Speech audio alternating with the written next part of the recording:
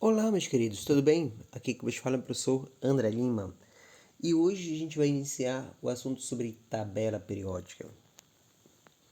Bem, uma preocupação que eu vejo muito dos meus alunos quando a gente vai estudar tabela periódica é que eles morrem de medo de ter que decorar a tabela periódica. Eu vou falar para vocês, preparem-se. Não é necessário decorar a tabela periódica. A tabela periódica foi um instrumento que foi criado para ser consultado e não para ser decorado. É lógico que tem alguns elementos que é bom que você saiba a posição deles na tabela. Vai ser importante, tá? Mas não a tabela inteira. Então, acalme seu coraçãozinho, tá? Que a gente vai bem devagarzinho ver, entender, saber como utilizar uma tabela periódica. Tudo bem? Você pode usar a tabela que está no teu livro, pode baixar um aplicativo, você pode pesquisar uma tabela e imprimir, entendeu? Não importa, a tabela, apesar de ela sofrer algumas modificações ao longo dos anos, mas todas elas vão servir do mesmo modo, tá certo? Então, na nossa aula de hoje, a gente vai ver como que foi criado, como chegou a tabela que a gente tem hoje em dia. Ela não nasceu pronta, tá? E também a gente vai entender um pouquinho da estrutura dela, como ela está organizada, quais são as subdivisões que vai ter na tabela periódica, tá bom? Então é um assunto bastante rico. Vamos lá, bora começar?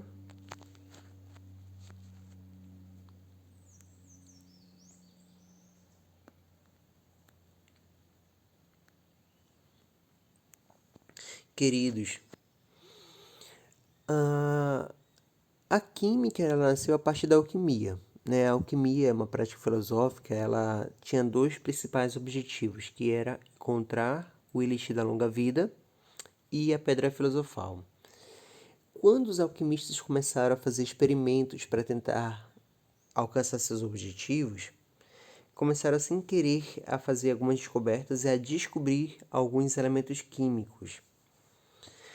E depois esses estudos foram reescritos, tirando toda o ocultismo, tirando os termos que faziam comparações e colocando de forma o que eles eram, como foi escrito passo a passo esses experimentos de tal forma que as outras pessoas pudessem ler e entender, aí foi nascendo a química. Então, alguns elementos foram sendo obtidos por causa do procedimento. Foi aplicado em outra substância e obtido outros elementos. Então, a quantidade de elementos, elas começaram a crescer. E assim como você tem talvez um grupo de algum tipo de objeto que você tem uma certa afeição e precisa organizar, uma coleção, por exemplo, uma coleção de qualquer tipo, sei lá, de cartas, de cartões, de selos, qualquer tipo de coleção. E você precisa, não é que precisa, mas geralmente você cria um critério de organizar essa coleção. A mesma coisa ocorreu com os elementos químicos. Então, já se conhecia já um pequeno número de elementos, né? Já sei lá, uns 30 elementos mais ou menos.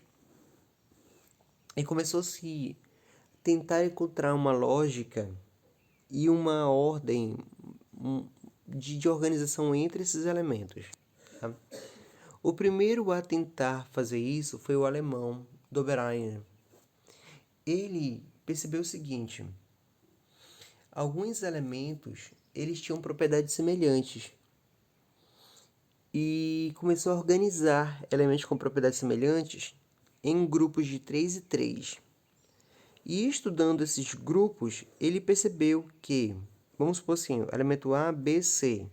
Ele percebeu que a massa do B era a média aritmética entre a massa do A e a massa do C. A massa do elemento central, ele era a média da massa dos outros dois elementos. Então ele viu que há sim aí uma relação, né? Havia sim uma relação entre esses valores de massa. E ele começou a tentar buscar. Esses grupos de 3 em 3 ficou conhecido como tríades, tríades de Dobereiner, tá? Então ele começou a colocar e procurar uma ordem. Por exemplo, É lógico que o que eles tinham não era muito preciso, né? Mas fazia muito sentido para a época, era uma revolução. Então veja o cálculo que ele fez aqui do ladinho. Ele pegou a massa do cálcio, que era 40,08, mais a massa do bário, que é 137,36, somou os dois e dividiu por 2, que deu 88,72. Na tabelinha tem os valores reais, que a massa do bário aí tá colocado errado. É 13,36, é 133,6. Então veja aí que a massa do estrôncio, que é a massa central, ela está bem próxima, que está em negrito ali, da massa calculada pelo Dobereiner. Está bem próxima, né? Como eu disse, para aquela época, foi fantástico ele encontrar esse tipo de relação. Então, foi a primeira vez que alguém viu que poderia ter uma relação entre os elementos químicos. Então, ele começou a procurar outras tríades, outros grupos de 3 em 3. Ele, sem saber, na verdade, o que ele estava fazendo é o que hoje em dia a gente chama de grupo ou família da tabela periódica, onde tem elementos que têm propriedades semelhantes, propriedades iguais, certo? Só que o número de grupos de tríades que ele encontrou foi muito pequeno. Ele não conseguiu aplicar esse conceito para todos os elementos que se conheciam na época. Então, a partir daí, outros cientistas tentaram buscar outras formas de classificar os elementos. Tá? Depois veio o parafuso telúrico Charcot-Tolles. Ele é um francês. Tá? O Charcot-Tolles ele começou a pegar os elementos, começou a ordenar em ordem crescente de massa atômica, colocando em uma tabela de tal forma que os elementos, quando depois essa tabela fosse enrolada na forma de um cilindro, os elementos iam ficar em uma espiral, igual a espiral de um parafuso. O nome foi dado por ele próprio, parafuso telúrico, tá? E depois foi colocado parafuso telúrico de Charcot-Tolles. Então, ele foi colocando os elementos em ordem crescente de massa e na mesma coluna do parafuso ficavam alinhados os elementos que tinham propriedades semelhantes. Aí, de novo, a ideia da coluna, a ideia do grupo, da família, tá? Aquela mesma ideia que já foi feita lá por Dobereiner foi aproveitada. Só que também esse modelo ele não se tornou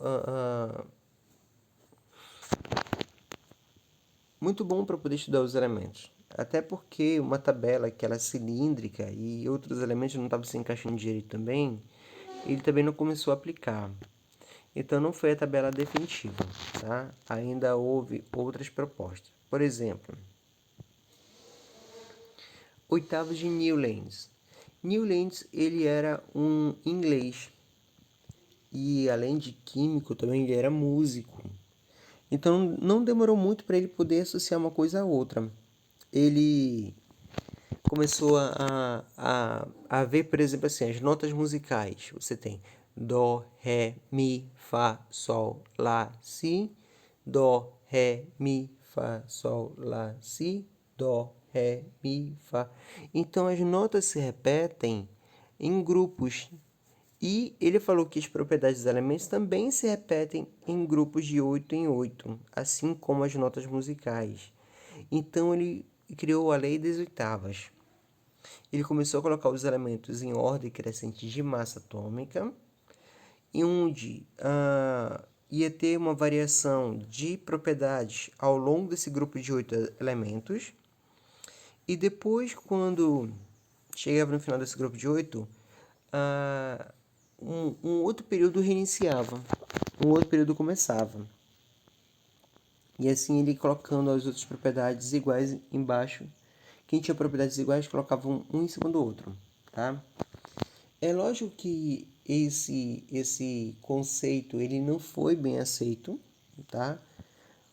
Na época, mas depois, já bem depois, ele recebeu a honraria da Sociedade Real, que estava a ciência de uma forma geral, por seus esforços e por sua contribuição à construção da tabela. Hoje em dia a gente sabe sim que as propriedades dos elementos elas repetem de período em período, tá? A lei das oitavas não está tão absurda assim, porque nós temos na tabela periódica a família 1A até a família 8A e temos de 1B a 8B. Então são dois grupos de 8 e 8. No caso, acaba meio que empregando em cima dessa lei das oitavas, tá?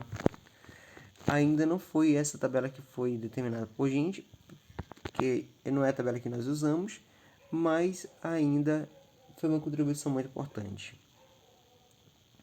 Aí vem a tabela de Mendeleev. O Mendeleev, ele é considerado o pai da tabela periódica, tá?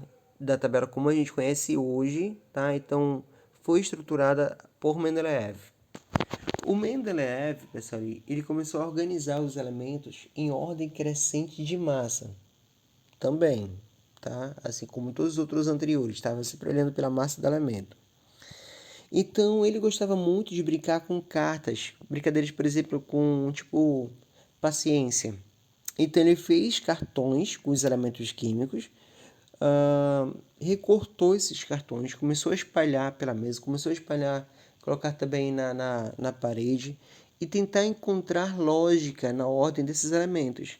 Ele colocava a informação do nome do elemento, colocava o valor de massa e algumas propriedades desse elemento químico. E começou a espalhar.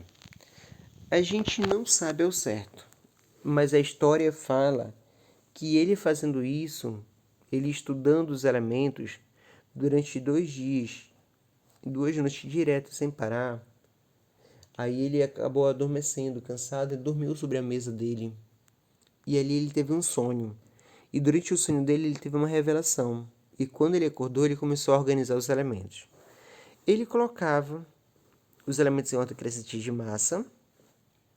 Às vezes, a posição do elemento não fazia nenhum sentido com a propriedade dele. Então ele apagava a massa que tinha lá e falava, olha, colocaram essa massa aqui errado. Tem que ser outro valor de massa. E ele trocava a posição. Outras vezes, quando ele via assim, por exemplo, que tinha massa, eu vou só colocar de forma bem grotesca para vocês tentarem entender. Tinha massa 2, massa 4, e de repente ia para massa 12. Sabe, deu um pulo muito grande aqui, tá faltando massa. Aí então ele colocava, deixava assim, olha, esse espaço que vai ficar em branco, porque aqui vai entrar um elemento químico que ainda não foi descoberto. Ele foi tão genial que ele começou a perceber e a deixar lacunas na tabela dele para elementos que seriam descobertos futuramente. Ele foi tão genial que ele começou até já a determinar as propriedades daquele elemento. Olha, esse elemento aqui, quando for descoberto, ele vai ter esse valor de massa, ele vai ter essa propriedade, vai ter essa densidade. Então, pela lógica do que ele estava construindo, ele conseguia até prever qual seria a propriedade do elemento químico que iria ocupar a posição que ele estava deixando vago ali, tá? Então, foi um cara muito safo mesmo, muito safo. Ele foi muito ousado na construção da tabela.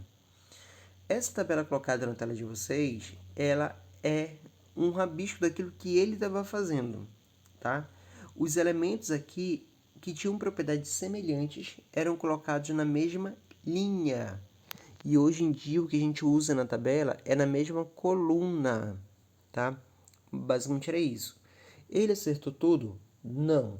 Mas, de novo, para aquela época o que ele fez foi realmente incrível, tá? Então ele foi colocando os elementos com propriedades semelhantes na mesma linha, foi deixando espaços, lacunas, para quando o elemento fosse descoberto ocupasse o espaço, e conseguiu prever também a propriedade dos elementos. Então a tabela que a gente tem hoje em dia é mais ou menos já um rabisco disso do que ele fez. Contemporâneo a Mendeleev, tá? O Mayer, que é um outro inglês, tá?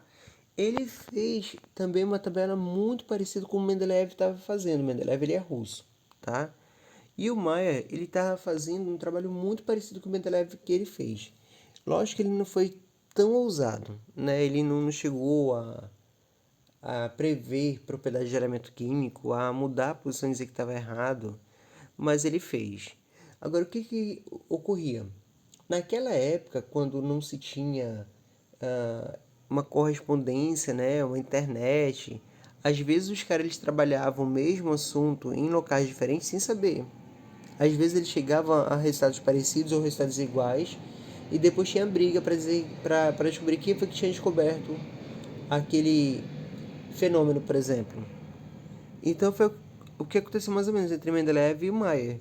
Os dois estavam trabalhando com praticamente a mesma proposta em locais diferentes, na mesma época, e quando foi publicado, o que foi aceito, na verdade, foi o trabalho do Mendeleev, tá?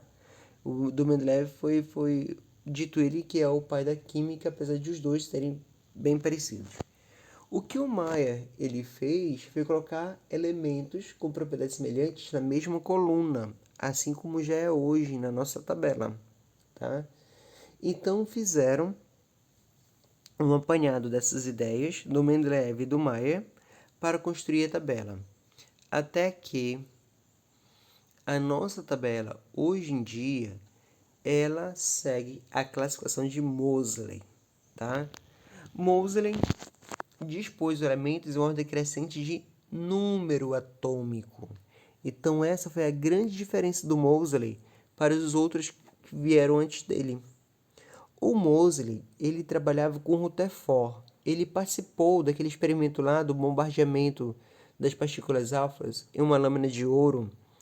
Então, o Moseley já estava sabendo, estava conhecendo o núcleo, né, o conceito de núcleo que antes não se sabia.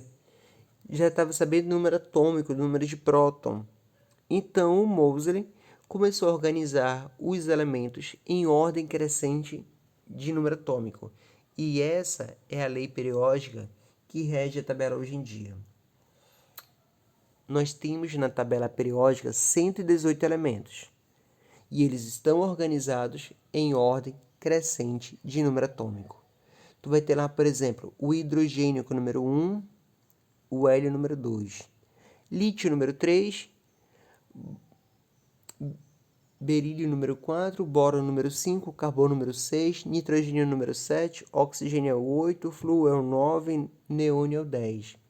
Sódio é o 11, magnésio é o 12, alumínio é o 13, silício é o 14, fósforo é o 15, enxofre é o 16, cloro é o 17, argônio é 18, potássio é 19, cálcio é 20 e assim vai indo, tá? Então, os elementos estão organizados na tabela em uma ordem crescente de número atômico. Ele vai do 1 ao 118. Não tem elementos diferentes com o mesmo número atômico. Cada elemento tem um seu número atômico e ele está organizado.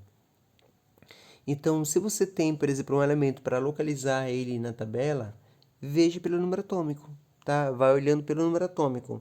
Se ele é, vamos supor, 54, tu não vai ver ali onde tem o número 1, 2, não. Vai crescendo o valor até chegar ao 54, aí tu encontra o elemento mais rapidamente, certo? Então, a nossa tabela, ela é regida pela lei periódica de Moseley. Os elementos estão organizados em ordem crescente de número atômico, tá? Bem, apesar de tudo isso, já existe hoje em dia uma nova proposta para a tabela periódica, tá? Eles lançaram uma tabela que é no formato de uma galáxia, ela é uma espiral, tá? Ainda não foi oficializada, mas já está disponível na internet. Se você tem curiosidade, é só colocar lá, tabela periódica galáxia, tá? Aí tu vai ver como que seria o desenho da nova tabela periódica.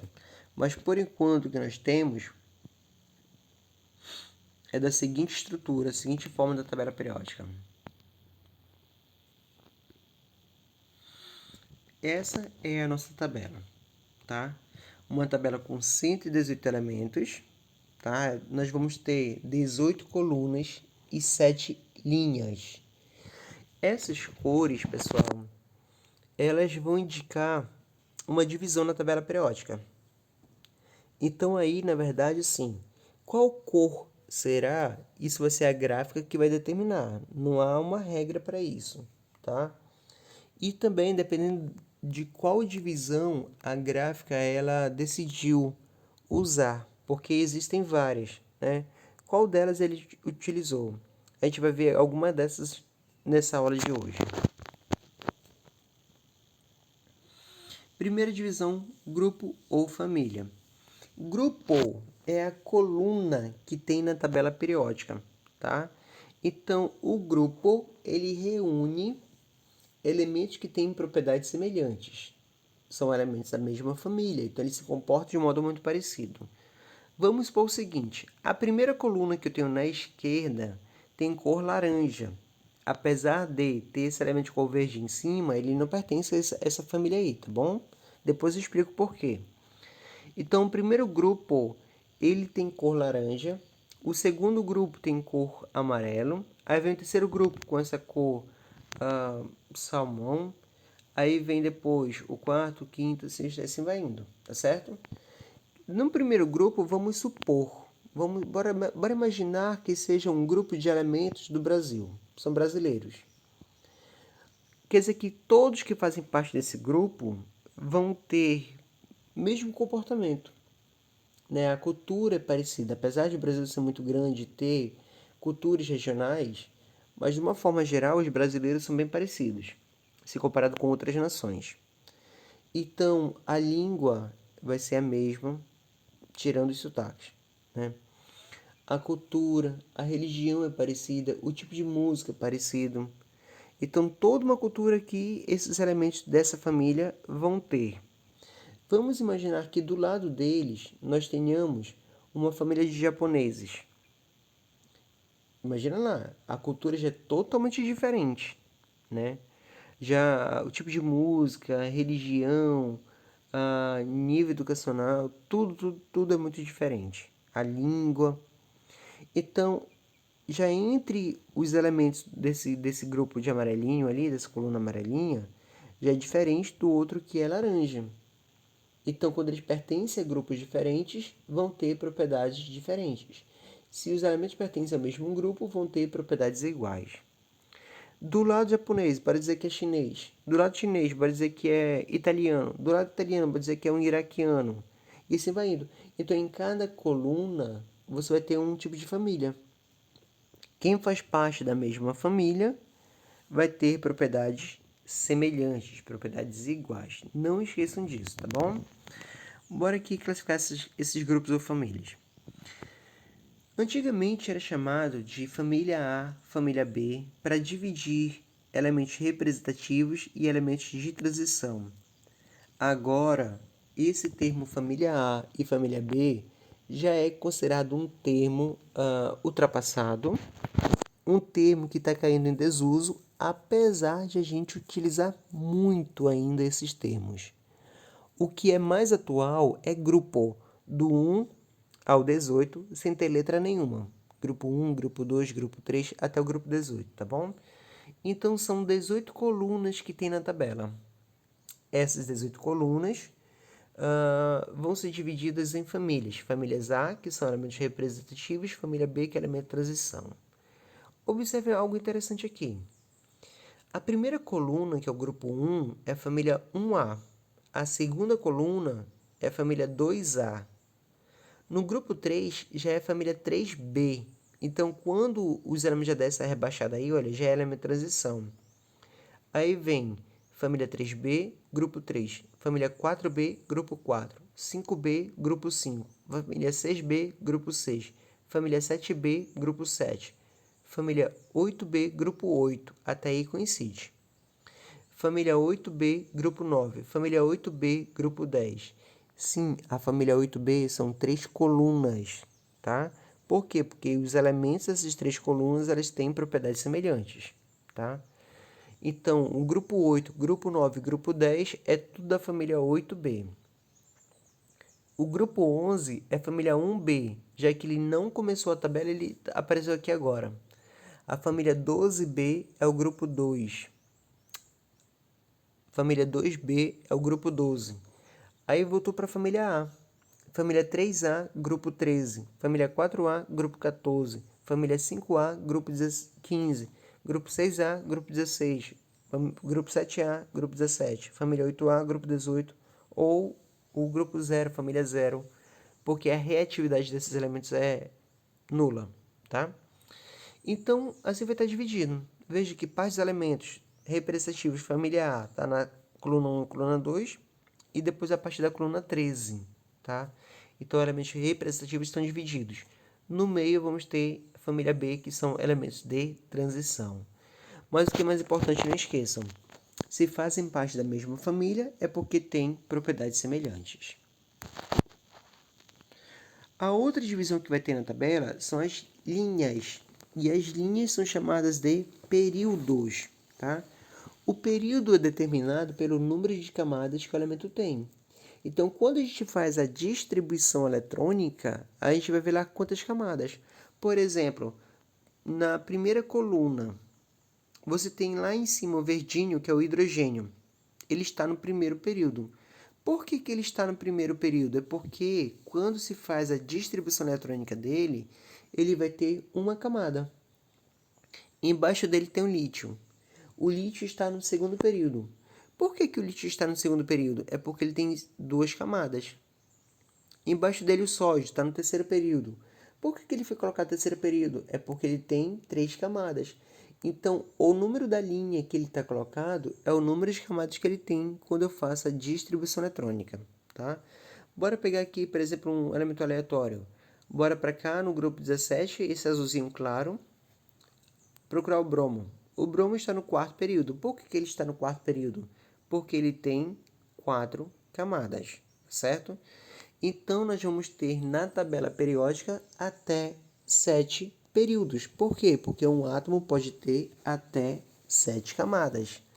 Então, vai estar relacionado o diagrama de Linus-Pauling, vai estar relacionado a distribuição eletrônica com a tabela periódica. É o que a gente vai fazer isso na próxima aula, tá bom? Uma outra coisa interessante é que, por exemplo, a terceira coluna no sexto e no sétimo período parece que tem um espaço vago, não é isso? Está faltando elemento, não é isso? Mas, na verdade, ali guarda a série dos lantanídeos e a série dos actinídeos. É como se fosse uma espécie de gavetão de arquivo. Sabe aqueles gavetão, quando você puxa tem várias pastas dentro? Então, seria algo muito parecido. Aqui nesse espaço está em branco, na tabela periódica. Na verdade, eles vão guardar no primeiro espaço de cima essa linha de baixo de azul claro e no espaço de baixo essa linha de lilás na parte de baixo, tá? Então vejam lá, por exemplo, que você tem 55, 56, de repente pula lá para o 72. Cadê os outros elementos aí desse meio? É o que está de azul claro. Todos esses elementos de azulzinho claro na linha de baixo faz parte desse único espaço que está reservado ali, que é a série dos lantanídeos. No último período, tem lá 87, 88 e vai para o 74. Cadê os outros elementos? Está na linha mais embaixo ainda, na cor de lilás, tá?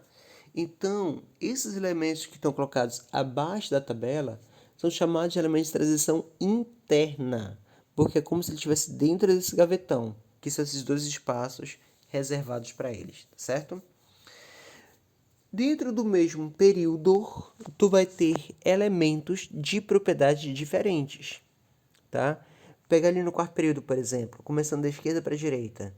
No quarto período, tu vai ter um brasileiro, tu vai ter um japonês, vai ter um chinês, vai ter um italiano, um iraquiano, um africano, e assim vai indo. Então, quer dizer que dentro do mesmo período, tu vai pegar um indivíduo de cada família. E entre eles, o comportamento é diferente. A cultura é diferente, tá?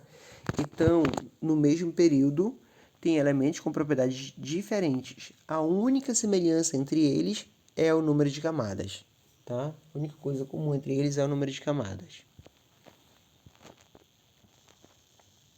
Elementos representativos e elementos de transição. Elementos representativos são elementos da família A, ok? Então, vou aqui apagar a transição, deixar apenas representativos. Pronto. Então, eu vejo que eles estão divididos, estão separados, tá? Tu tens a família 1A, 2A, de 3A até 8A. Então, esses são elementos representativos. Eles começam e terminam a tabela periódica. Os elementos representativos, eles são mais constantes em suas propriedades. São os elementos que nós mais vamos utilizar. tá? Então, a gente vai trabalhar muito com esse grupo de elementos. E quando a gente chegar ao ponto de ter que tentar a saber qual é família, grupo e período, vai ser para esse grupo de elementos que a gente vai tentar decorar, tá? Então é um grupo bastante importante, um grupo de elementos bastante importante, a gente vai utilizar bastante deles. Agora, elementos de transição. Elementos de transição é esse corpo do meio da tabela, que pode ser transição externa ou transição interna. Transição externa são esses elementos que fazem parte do corpo da tabela periódica. Transição interna são esses que estão colocados abaixo da tabela periódica. São aqueles elementos que estão dentro do gavetão que eu falei agora há pouco para vocês, tá? Nos elementos de transição, eles têm mais exceções em suas propriedades. Então, vai ser um grupo de elementos que é um pouco mais difícil de ser estudado, tá? Porque, como tem várias exceções, isso acaba dificultando. Tu não pode aplicar uma lei ou uma regra para ele porque ela não vai ser aplicada. Ela vai ter variações.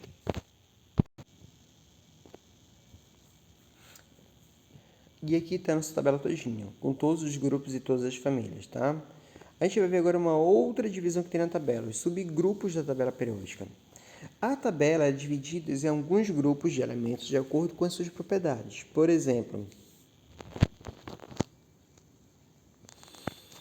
esse grupo que está circulado de preto, na tabela, a maior parte do corpo da tabela periódica e na parte de baixo, são de elementos determinados de metais. Eles são classificados metais porque ele tem propriedades semelhantes. Eu vou já explicar para vocês quais são essas propriedades, tá? Mas vejam que grande parte dos elementos que são conhecidos no universo pertencem a esse grupo, o grupo dos metais. Nós vamos ter dentro desse grupo o ferro, o cobre, o zinco, a prata, o ouro, o manganês, o crômio, o sódio, potássio, cálcio. São alguns exemplos de metais, tá? O chumbo também não acabei não falando, tá bom? Então, a maior parte da tabela periódica pertence a esse grupo. Mas temos também esse outro grupo aqui, olha, que está mais à direita na tabela. Esse é o grupo dos ametais. Esse A, ele vem com o sentido de negação. Então, por exemplo, você tem a palavra normal e a palavra anormal. O que significa o anormal? É o não normal. Então, esse A, ele vem com o sentido de negação. Outro grupo da tabela que tem é essa última coluna aí na direita, tá? É o grupo dos gases nobres. Os gases nobres recebem esse nome porque esses elementos apresentam uma elevada estabilidade. Na verdade, assim, os outros elementos da tabela periódica, eles precisam se unirem, precisam se formar combinações. Os gases nobres não. Eles não se ligam a ninguém, não se ligam nem mesmo entre eles. Por isso essa denominação de nobre, tá? Porque eles não se ligam a nenhum outro elemento químico, tá? Ele é totalmente diferente de qualquer outro grupo que tem na tabela periódica. Esse grupo no meio, com esse verde um pouco mais escuro, são os semimetais, tá? Porém, os semimetais já é um grupo que está em desuso. A gente vai ver isso lá na frente, tá? Que a gente não vai ter mais esse grupo aí. Por que semimetais? Porque eles vão ter propriedades intermediárias entre metal e ametal, tá? Então, ele não seria o metal, seria quase metal. Mas aí a gente vai ver que isso já não é mais utilizado hoje em dia. E por último, e não menos importante, temos o hidrogênio. O hidrogênio sozinho vai fazer o grupo dele. O hidrogênio, meus queridos, ele não faz parte de nenhuma família da tabela periódica, tá? A propriedade dele é completamente diferente dos outros elementos, então ele vai ser isolado. Em algumas tabelas ele é colocado sobre a família 1A, né? Mas ele não pertence à família, ele é só apenas colocado ali. E outras ele até deslocam, nem mesmo sobre a família eles não colocam mais, tá certo? Então o hidrogênio ele vai fazer sozinho o grupo dele. A gente vai estudar aqui as propriedades de cada um desses grupos aí, para a gente encerrar essa aula de hoje e ela acabar não ficando muito comprida, tem muita coisa para ser dita ainda, tá bom? Então vamos lá, primeiro grupo dos metais. Os metais é o maior grupo da tabela periódica, tá? E esses elementos são classificados em metais porque apresentam as seguintes características. Primeiro, são sólidos na temperatura ambiente. Então, por exemplo, o alumínio é sólido, o ferro é sólido, o chumbo é sólido, o zinco é sólido, o ouro é sólido, prata é sólido. Então, todos os metais são sólidos, com exceção do mercúrio. O mercúrio é o único metal líquido na temperatura ambiente. Na sua forma purificada, ele é líquido, tá? O que consegue chegar a ser um pouco perto dele é o galho. O galho, se tu coloca ele na palma da tua mão, com o calor da tua mão, ele derrete. Mas ele ainda é sólido, tá? Existem outros metais que não é sólido, sólido assim, duro, denso. Não, às vezes é um sólido, mas ele é meio pastoso, é um metal mais mole, mas ainda assim ele é sólido, tá? Então essa é a primeira propriedade dos metais. Todos os metais são sólidos na temperatura ambiente, com exceção do mercúrio. A outra propriedade tem brilho característico, então brilho metálico, tá? Então o ferro ele é brilhoso, o alumínio é brilhoso, o cobre ele é brilhoso, o ouro também tem brilho, o sódio tem um brilho, o mercúrio é brilhoso. Então é um brilho muito característico dos metais. São bons condutores de calor e de eletricidade. Então geralmente os fios elétricos são feitos com material, né? Tem fio de zinco, tem fio de alumínio. As panelas também são feitas com metais, panelas de ferro, panelas de cobre, de zinco, tá certo? Então, são bons condutores de calor e de eletricidade. São dúcteis. Essa propriedade, a ductibilidade, significa dizer que eles podem ser transformados em fios. Por exemplo, o carvão ele é feito de carbono, que é um ametal. Eu posso fazer um fio de carvão? Não, eu não consigo fazer. Tá? Um fio, um cabo de carvão eu não consigo fazer. Mas com alumínio eu consigo fazer. Né? Fazer um cabo com alumínio, fazer um cabo com ferro, um cabo de cobre, um cabo de ouro. Consigo. Tá? Então, eles vão fazer esses cabos, esses fios, e essa propriedade é chamada de ductibilidade. Tá?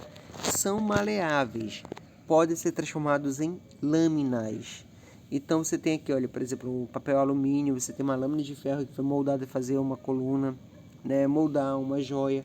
O ouro, por exemplo, o ouro ele é um metal muito maleável, muito maleável. Então quando vai fazer uma joia de ouro, você não tem ali um ouro puro, porque senão aquela joia ia quebrar e amassar, danificar muito facilmente. Geralmente é misturado um outro metal para dar maior resistência ao ouro. Tá? Antigamente a gente vê alguns filmes que os caras pegavam, por exemplo, fazer pagamento em moedas de ouro e eles mordiam a moeda. Por que morder a moeda? Por que ele ficava feliz depois de morder a moeda? Como é que ele ia saber e descobrir que era um ouro de verdade mordendo a moeda? Porque como o ouro ele é muito maleável, se ele mordesse e se ficasse a marca do dente na moeda, é porque era ouro de verdade, tá? Se não, era uma falsificação. Então, a maleabilidade também era utilizada para poder identificar se era ou não era um ouro de verdade. São tenazes. A tenacidade é a propriedade que vai dizer que eles são resistentes ao choque mecânico. A gente também vê em séries, vê em filmes, por exemplo, que o cara ele vai construir espadas, né, construir armas, ele aquece o ferro e começa a marretar, começa a bater sobre essa barra de ferro. E ela não vai quebrar, ela não vai esfarelar. Ela vai amassando, amassando, amassando, afinando até formar o fio da espada, tá? Então, a tenacidade significa resistência ao choque mecânico. A gente vê, por exemplo, numa colisão de carros, que quando bate, o metal não exatamente ele vai quebrar, esfarelar, pulverizar, ele vai amassar. Então, ele é resistente ao choque mecânico, tá? E, por último, eles são eletropositivos. Eletropositividade é o caráter metálico, é a tendência que ele vai ter de perder elétrons. Então, metais têm uma tendência a perder elétrons. A gente vai ver lá na frente que isso é o que vai fazer com que ele seja um bom condutor de eletricidade. É justamente essa tendência que ele tem de perder elétrons, tá bom? Enfim, então essas são propriedades dos metais. São sólidos, têm brilho característico, são bons condutores de calor e eletricidade, são ductos, maleáveis, tenazes e eletropositivos, tá bom? Os ametais. Ametais é o contrário, é o inverso dos metais. Por que o inverso? Porque vai ter propriedades contrárias às dos metais, tá? Então, enquanto que os metais são sólidos, os ametais podem ser sólidos, podem ser líquidos e podem ser gasosos, tá? Então, não tem um estado de agregação definido para eles vão variar. Os ametais não possuem brilho característico, exceto o carbono na forma de grafite. Os ametais não conduzem calor. Os ametais não conduzem eletricidade, exceto o carbono na forma de grafite. Os ametais não são dúcteis, não são maleáveis e não são tenazes. São eletronegativos, têm a tendência a atrair elétrons e não de perder. Tá? Então, as propriedades dos ametais é o inverso das propriedades dos metais. Entre um e o outro tem os semimetais. Eles eram chamados de semimetais porque tinham propriedades intermediárias entre metais e ametais. Ele tem um semibrilho, ele tem uma semicondução de eletricidade, uma semicondução. Daí o cara fala assim, não, ou ele tem ou ele não tem, ou ele conduz ou ele não conduz. Então, o que foi que fizeram? Hoje em dia, esse grupo ele foi dividido. Então, esses 4 elementos de cima pertencem, hoje em dia, aos ametais e os 3 de baixo pertencem aos metais, tá? Então, foi dividido esse grupo aí. Gente, não vamos mais utilizar o grupo dos semimetais. Ou é metal ou é ametal. O hidrogênio é que tem uma propriedade completamente diferente de qualquer outro elemento da tabela periódica e ele formou o grupo dele, né? Ele sozinho é o grupo dele. O hidrogênio é o elemento mais abundante que tem no universo. É ele que compõe as estrelas, por exemplo, o nosso Sol. Ele é aceso por causa de uma reação de fusão de hidrogênio. É uma fusão nuclear dos átomos de hidrogênio. Ele também é um ótimo combustível, tá?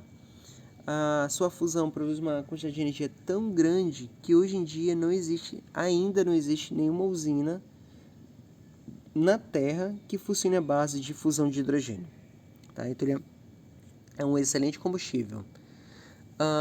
Por ter propriedades completamente diferentes, tem horas que ele é eletropositivo, tem horas que ele é eletronegativo, tem horas que ele perde elétrons, tem horas que ele ganha elétrons. Então, ele tem um comportamento diferente de qualquer outro grupo da tabela. Por isso que ele vai ser um elemento sem família, tá? Ele vai ser um elemento isolado na tabela periódica. Eu não coloquei aqui, mas eu vou dizer os gases nobres. Como a gente tinha comentado, gases nobres recebem esse título porque eles não se ligam a nenhum outro elemento, nem mesmo entre eles. Eles são nobres, tá? Então, eles vão formar o grupo deles, tá? Então, também é uma propriedade muito característica daquele grupo, certo? Por isso receber esse título de nobreza, tá certo? Vamos lá, pessoal. Eu vou encerrar a aula de hoje por aqui, tá? Tem muita coisa ainda para falar sobre tabela periódica, mas a gente vai com calma, vai em doses, tá? Porque senão não daria pra gente terminar tudo de uma vez só e também é muita informação, ok? Conforme a gente for trabalhando, talvez seja bom você ter uma tabela por perto de você, ou a tabela do livro, ou uma outra que você possa imprimir pela internet, ou uma tabela velha que você veja por aí, tá? Também tem algumas livrarias que acabam vendendo tabela periódica. Não é que seja indispensável, mas é bom, porque, na verdade, é aquilo que eu falei, a tabela não foi criada para ser decorada, mas para ser consultada. E você precisa saber consultar a tabela, precisa saber usar a tabela, né? Não adianta ter uma ferramenta se você não sabe utilizar ela. Então é isso que a gente vai fazer, a gente vai estar trabalhando com a tabela. Então, se você tiver uma tabela, vai ficar mais fácil você estar olhando, conforme o estudo vai avançando, para você determinar e reconhecer o que é dito, tá bom? Então, eu vou encerrar minha aula por aqui por hoje. Desejo a todos vocês um ótimo dia. Até a próxima. Fiquem com Deus, pessoal. Um forte abraço em todos. Tchau.